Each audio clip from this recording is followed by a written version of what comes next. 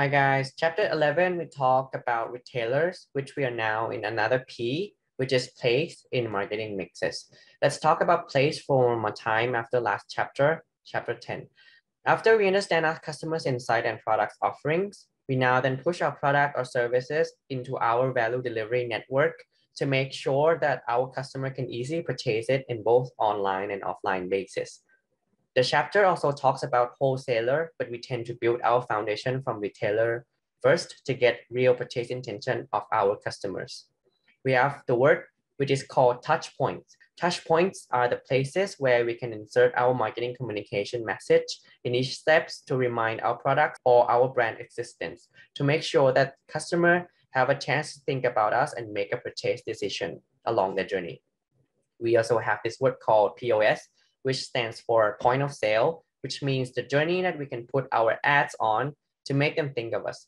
You can see example in cashier counter that they will input some promotions into the very last step to ensure that we can think of their message. Or in online world, we have UX and UI designer to design each digital journey of our customer to make sure that they have the best purchase decision experience. Mostly we use direct marketing tactic to integrate into each POS to make sure that they think of us in every physical or digital steps with us. Retailers have many types. Let's see how we categorize each type of the retailers. First, amount of service categorization. Second, product line categorization. Third, relative price categorization. And fourth, lastly, organization approach categorization. First categorization method is amount of service, which we have self-service, limited service, and full service. Self-service retailer like McDonald's kiosks, where customers are willing to locate, compare, and purchase by themselves, right? It's pretty clear, without any help from salesperson. Second one, limited service, is when they need some help along their purchasing decision process by an officer or a staff. And lastly, full service is when they really need help from the starting point of sale. Place like tailor shop is the example of this category. Second categorization method is product line categorization, which has 7 subtypes. First type is factory outlet, which carries a narrow product line with a deep assortment within that line. Second one is department stores, that you know it already, I think. To have a wide variety of product lines, each operated as a separate department managed by specialist buyers or merchandisers. Third is supermarkets, where we sell mostly groceries and household products that considered as low margin and high volume goods. Fourth is convenience stores like 7-Eleven, you know it already. Fifth is superstores, which are supermarkets, but added with electrical appliances and clothing sections. Sixth is category killer, which is a giant specialty store that carries very deep assortment of a particular line like IKEA that sells only furnitures. Last one is service retails like hotel, massage place, spa that offer service as their offerings. Third way to categorize is relative price approach.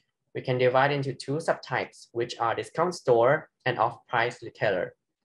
Discount store is something so simple, a place where it sells mostly discounted products.